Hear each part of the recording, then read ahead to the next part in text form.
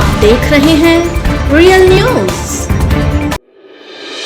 नमस्कार, आप देख रहे हैं रियल न्यूज और मैं हूं आपके साथ सुगंधा सिंह। रियल न्यूज के आज के मुख्य समाचारों में आपका स्वागत है। इससे पहले रुक करते हैं आज के हेडलाइंस पर। लोहिया पुल की रेलिंग को तोड़ते हुए बालू लदा ट्रक घुसा मुजाहिदपुर फीडर, घंटों तक बिजली रही बाधित। जिलाधिकारी ने कई वैक्सीनेशन केंद्र, अनुमंडलीय अस्पताल, प्रखंड अस्पताल सहित कई स्वास्थ्य केंद्रों का किया निरीक्षण, संबंधित अधिकारियों को दिए गए कई दिशा निर्देश। शराबी महिला ने शराब के नशे में जमकर मचाया हुड़दंग, महिला पुलिस के हिरासत में। अब समाचार विस्तार से। भागलपुर के बिजली विभाग के मुजाहिदपुर फीडर में उस समय बड़ा हादसा होते होते टल गया जब एक बालू लदा हाईवा ट्रक लोहिया पुल की रेलिंग को तोड़ते हुए फीडर के 4 दीवारी को क्षतिग्रस्त करते हुए अंदर प्रवेश कर गया। गनीमत यह रही कि इस दौरान ट्रक वहां पर मौजूद बड़े ट्रांसफार्मर या ट्रांसफार्मर में उपयोग आने वाले तेल की भंडारण वाली जगह से टकराता करोड़ों रुपए की क्षति के साथ साथ जान माल का भी भारी नुकसान होता। हालांकि हादसे में फीडर को काफी नुकसान सहना पड़ा और घंटों बिजली बाधित रही, जिसको कड़ी मशक्कत के बाद बिजली विभाग के कर्मचारियों ने ठीक किया। फीडर में आराम कर रहे लाइनमैन विनोद कुमार शाह ने बताया कि देर रात बालू लदे हाईवा ट्रक के पलट जाने से एक बड़ा हादसा होते होते बच गया। ट्रक अचानक हम लोग एक पटेल बाबू रोड में काम करके आकर के हम लोग कुछ रूम में आराम कर रहे थे। लगभग ये 12:30 के आसपास में अचानक एक दो जोरदार आवाज़ हुई, क्योंकि हम लोग रूम से बाहर निकले। रूम से बाहर निकलने के बाद देखें तो हम लोग एक बालू भरा एक ट्रक हाईवा जिसको कहते हैं, वो अचानक हम लोग पीसेस के अंदर में ही ब्लास्ट कर गिर गए। तो बाहर निकल के देखें तो भाई बहुत बड़ा हादसा हो सकती थी इससे, लेकिन इससे हादसा एक ऐसा हादसा होता जिससे हम लोग करोड़ों रुपया का नुकसान हो सकती थी। 33,000 का PTR है 2 ठो, जिसमें कि एक 10 MVA का एक और 10 MVA का, 2 10 MVA का है। और पटेल बाबू फीडर अलीगंज से जो आ रहे हैं एक 100 kV का DTR, जिसको पूरी तरह से क्षतिग्रस्त कर दिया गया है। इसमें कि हम लोग काफ़ी मेहनत करने के बाद रात में हम लोग 2 घंटा मेहनत किए, लगभग 2:30 बजे तक, तब सारा पावर को हम लोग क्लियर करके चालू कर सकें। शहर में जो गाड़ी ट्रक का घुसा है कैसे, मतलब बिना थाना का तो मिल अब ये तो हो सकता है कि थाना से इनको लाए हो या जो भी हो, क्योंकि हम लोग तो फील्ड वर्क वाला आदमी, तो फील्ड वर्क करके अगर ट्रांसफार्मर का तेल में आग लग जाता है तो बहुत बड़ी क्षतिग्रस्त होती है, जिसके कारण हमें बगल में TRW है, जहाँ के ट्रांसफार्मर मरम्मती का कारोबार चलते हम लोग का है सरकारी।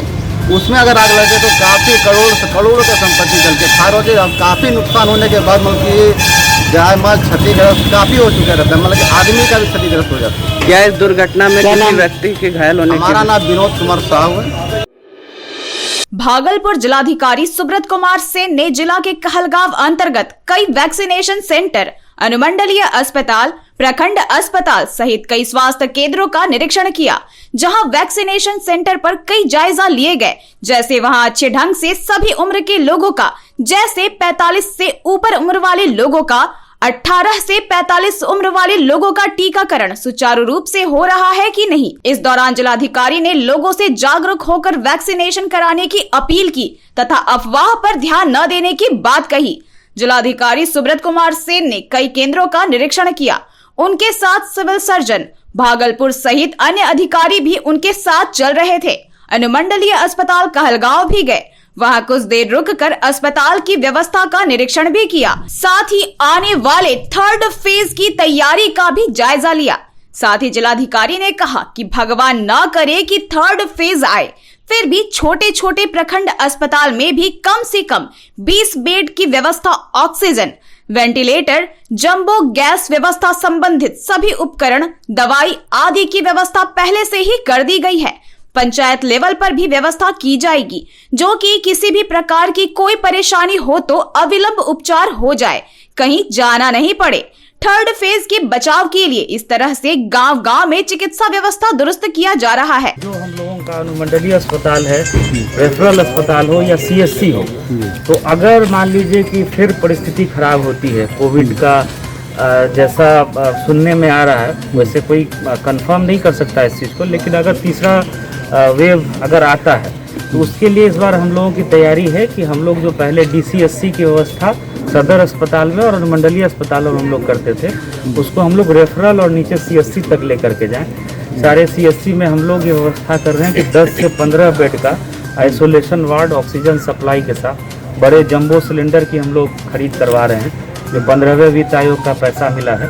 तो अभी हमने BDO को भी बोला है कि जल्दी से मीटिंग करके और जो अपग्रेडेशन होना है, यहाँ तो पहले से ANM स्कूल में आइसोलेशन वार्ड चल रहा है, बेड्स भी हैं इनके पास एक्स्ट्रा 50, तो उनको लगवा करके ऑक्सीजन सिलेंडर्स खरीदवा लें, फ्लो मीटर खरीदवा लें, और अगर किसी सामग्री की आवश्यकता है तो 15वें वित्त की राशि से उसको खरीद करके और बिल्कुल तैयारी की कंडीशन में रखें कि अगर परिस्थिति खराब होती है तो हम लोग बिल्कुल तैयार रहें और लोगों की जान बचाई जा सके। क्योंकि हम लोग ये देख रहे हैं कि कई लोग जो होम आइसोलेशन में रहते हैं, बिल्कुल लास्ट मोमेंट में जब तबीयत खराब हुई तब वो अस्पताल की तरफ मतलब अचानक से अफरा तफरी में वो भागते हैं। तो उनको अगर नज़दीकी अस्पताल में ही ऑक्सीजन दे दिया जाए, बेसिक दवा दे दी जाए, तो स्टेबलाइज हो जाते हैं, जान बच जाती है। इसीलिए इस बार हम लोगों का जो उद्देश्य है कि CSC और referral hospital, sub divisional hospital को तो करना ही है, जो हम लोगों का कहलगांव और नवगछिया का है, वहाँ हम लोग 50-50 बेड का सारे बेड पे ऑक्सीजन सप्लाई के साथ ये हम लोग तैयारी कर रहे हैं। और कुछ जो अपलिफ्टमेंट का अस्पताल का काम हो, कहीं अगर छत खराब है या बाथरूम का निर्माण कराया जाना है, तो वो सब भी 15वें वित्त आयोग के राशि से कराया जाएगा।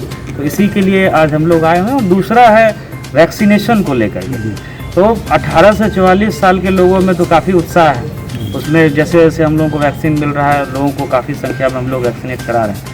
45 प्लस में जो है लोगों में उत्साह की कमी है, और कुछ लोग जो है, कुछ लोगों में भ्रांति भी आप कह सकते हैं। तो हम लोग गांव में भी जा कर के देख रहे हैं, और लोगों को किसी तरह के अफवाह पे ध्यान नहीं देना चाहिए, यही मेरी अपील है। और वैक्सीन बिल्कुल सेफ़ है, हम लोगों ने, सब लोगों ने 2 डोज लगाया है, और यही कारण है कि हम लोग फील्ड में रहते हैं, बाहर निकलते भी हैं। जिस समय कोरोना पीक पे था तो किसी तरह का किसी को बहुत समस्या नहीं हुई। अगर कोविड किसी को हुआ भी तो वो प्राण घातक नहीं हुआ, सिम्टम जो है बहुत कम रहा और लोग जल्दी ठीक हो गए। तो सभी लोगों को वैक्सीन लेना चाहिए, और जब भी सेकेंड डोज का टाइम आए उसमें सेकेंड डोज लगवाएं।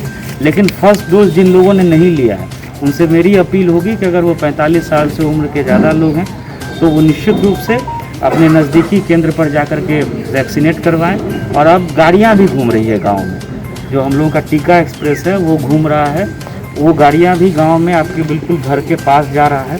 वहां आपको जा कर के अपने परिवार के सभी लोगों के साथ जो लोग एलिजिबल हैं उनको टीका लगवाना चाहिए। यही आज के हम लोगों के भ्रमण का उद्देश्य है। यहाँ निरीक्षण के क्रम में सर, निरीक्षण क्रम में है, हम लोगों ने बेसिक निर्देश दिया है, सिविल सर्जन साहब भी हैं, फिर सिविल सर्जन साहब आकर के देख लेंगे। यहाँ ऑक्सीजन प्लांट भी लगना है, उसकी भी तैयारी चल रही है। और 50 बेड का हम लोग जो है डेडिकेटेड कोविड वार्ड जो है वो हम लोग जल्दी सभी बेड पे ऑक्सीजन सप्लाई के साथ वो तैयारी कर लेंगे। SDO साहब कल परसों में एक मीटिंग बुला करके, और 15 फाइनेंस की जो राशि है जो BDO के माध्यम से खर्च होनी है पंचायत समिति की राशि, उससे हम लोग सारा कार्य करेंगे।